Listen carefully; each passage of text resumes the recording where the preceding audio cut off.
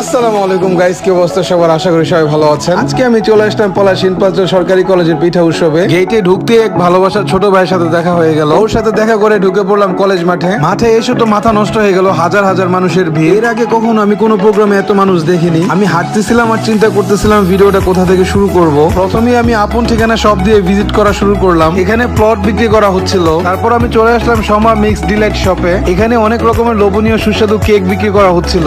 এরপর আমি চলে আসলাম পিঠাপুলি স্টলে। আমাদের ভিডিও করতে দেখে স্টলের আপুগুলো বলতেছিল ওনাদের পিঠার শুটগুলো ভালোভাবে নিতে। আমার এক পরিচিত বড় আপু ফারজানা কেক গ্যালারি স্টল নিয়ে বসেছিল। উনার এখানে মাত্র 30 টাকায় পুডিং এবং 80 টাকায় কেক বিক্রি করা হচ্ছিল। তারপর আমি চলে আসলাম টেস্টি প্লাস হাউসে। এখানে নারিকেলের নাড়ু, ঝিনুক পিঠা, চকলেট বেন্টো কেক, রসমালাই সহ আরো অনেক রকমের খাবার বিক্রি করা হচ্ছিল। তারপর মাঠের কি অবস্থা সেটা দেখার জন্য আমি হাঁটা শুরু করলাম। হাঁটার মাঝে ছোট ভাই ম্যানেজারের সঙ্গে দেখা হয়ে গেল। ও বলতেছিল ভাই আমাকে একটু ভিডিওতে রাখো। হঠাৎ দেখি স্টেজে একটা ছেলে একটা মেয়ে নাচানাচি শুরু করে দিছে। ওদের অবস্থাটা একবার দেখেন রে ভাই, ওরা তো এত এনার্জি ফুল দিয়ে নাচতেছিল যে নাচতে নাচতে পাগল হয়ে যেতেছিল সব। তারপর আমি চলে আসলাম পৌষের পিঠা ঘরে। এই শপটা আমার থেকে সবচেয়ে বেশি স্পেশাল লেগেছিল। নানান রকম গেন্দা ফুল দিয়ে এই শপটা সাজানো হয়েছিল। এখানে জর্দা, দুধ সন্দেশ, তিলের খাজা, নিম ফুল সহ আর অনেক সুস্বাদু খাবার বিক্রি করা হচ্ছিল। এবার আমি চলে আসলাম কুটুম বাড়িতে। এখানে খুব স্বল্প মূল্যে আনকমন সব পিঠা পাওয়া যাচ্ছিল। সবচেয়ে বেশি ইন্টারেস্টিং লেগেছিল এই ব্রেকআপ পিঠাটি। যাদের রিসেন্ট ব্রেকআপ হয়েছে তারা হয়তো বা টেস্ট করেছেন।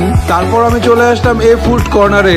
এখানে ফেসবুকের মিমস নাম দিয়ে পিঠা বিক্রি করা হচ্ছিল। এই পিঠাটির নাম কম বেশি আমাদের সবারই চেনা। তারপর আমি চলে আসলাম ছোট ভাই ইমরানের ইসলামিক শপে। সে অনেক উন্নত মানের আতর উঠিয়েছিল তার দোকানে।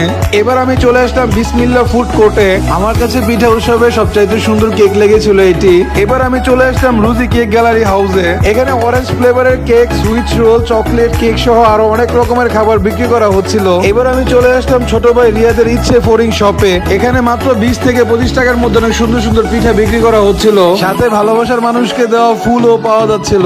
দোকানগুলি ভিজিট শেষ করে আমি এবার মাঠে হাঁটা শুরু করলাম। মাঠে আমার অনেকগুলো ছোট ভাই বড় ভাই ছিল। আমি তাদের ফুটেজ নেওয়ার জন্য ভিডিও করা শুরু করে দিলাম। এরা আমার কলেজের ছোট ভাই যারা আমাকে সবসময় সাপোর্ট দিয়ে থাকে।